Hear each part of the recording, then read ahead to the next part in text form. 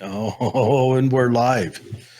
Hi. Ladies and gentlemen, welcome to Political Head Trauma, where if Head Trauma had a podcast, this is what it'd sound like. That's mostly due to me. Holly sounds coherent and intelligent. That's probably the nicest thing you've ever said about me. What? Just kidding. Hi, everybody. Welcome. Thank you for tuning in. Yes. And lots of news today. Lots of stuff going on in the county, in the state, in the nation, and in the world. And we're even going to talk about a movie today, which is new for us. But I think the reason we're talking about it is because Holly watched it, and then she said, she asked me if I'd seen it. It affected her. And so then I watched it, and we'll see what we come away with from it. We are so excited to welcome Carson Jorgensen today. Yes. So please stay tuned. He'll be on today at 5.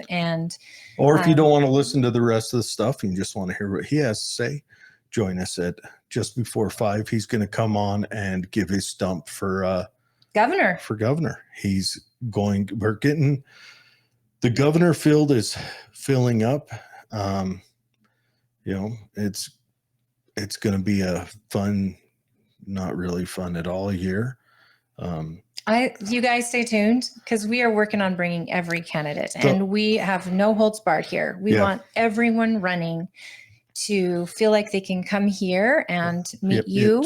And you Democrats, you Green Party, you Libertarians, please join us. Party. Yeah. If you start a new weird party, independents, please come on, especially local stuff. We want to get the local people, their name out there. We really want to do that. But the hard part about this year is anyone running for anything on the state office or anything else is going to be eclipsed, because it's the year where, Trump won Ohio, Ramaswamy dropped out. Did you see the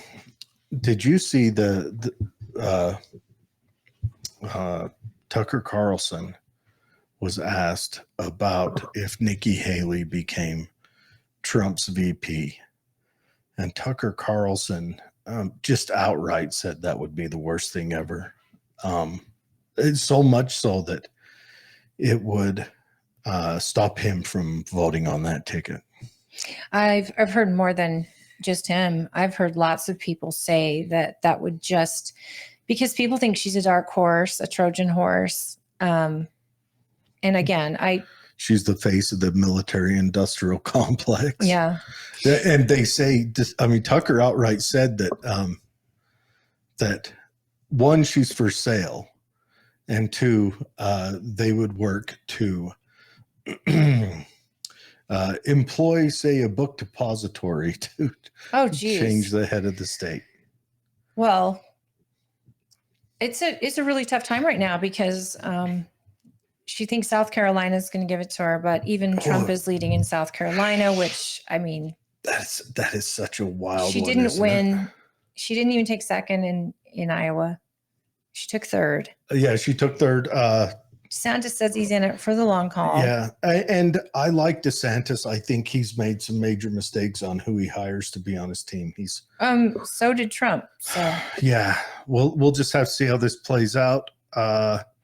Who's that senator they're guessing that is going to be Trump's VP? A female from Virginia, is it? New Hampshire? I can't remember. Wait, a senator? I think it's a senator. Because I thought when he mentioned Carrie Lake and her success at the Senate, not Carrie Lake. She was somebody that was in my mind. But now, once she won the Senate, I don't know that that's an option. And then the other was Kristi Noem, that people have been throwing out there, and she's the governor, South Dakota. Those are I don't know that she brings a ton of votes with her, but I think the country would love her. Gosh, what's that girl's? If you wanted someone who stood strong on COVID and mandates and lockdowns. Kristi Noem is the only I governor. don't think Trump would go for someone that did better than him. Down. I don't think Trump would go for someone as his VP that overshadowed him. And I'm not sure saying she this is a overshadowed him. Oh, when it comes to COVID, because that's Trump's black mark. Right. But I think that she enhances and maybe brings the vote for people who use that against You Trump. would think so, but But he supported her on July 4th when, when he 100%. did his speech there, and he supported her quite often. And he also supported DeSantis. Sure. So it's some, gosh, what's her name? I'll have to go to the Oracle. But anyways, yeah. So they're, I don't know, Trump's, this election is eclipsing everything. Trump is a huge game changer in the nation. He sucks all the air out of the room on both sides, the sides that support him and the sides that hate him. He's not super popular with the independents. Yeah. You know what? I think that a lot of people who are supporting Trump now. There it is. Lee Stefanik. I've never heard her name before. That's right. What I'm saying, she's a New York Republican, I think a congresswoman. You think she could deliver New York for him? At least if he picked DeSantis, they could have Florida. I don't think it's whether she can deliver New York or not. I think it's he's looking for a VP selection that doesn't challenge him by being more Republican, I guess, or more on the populist side of Republicanism. You think she's more in the middle? But she can be stomached by everyone else. He doesn't want to have a rock thrown in the pond. I don't know that that's a great call. And honestly, sorry. You're okay. I had my volume down, I thought. I don't necessarily think that's a good idea for him, because I think he should take first of all, the best qualities of someone that is going to continue America First principles. And I think he should take someone that's only going to enhance the office and bring a lot of voters with them.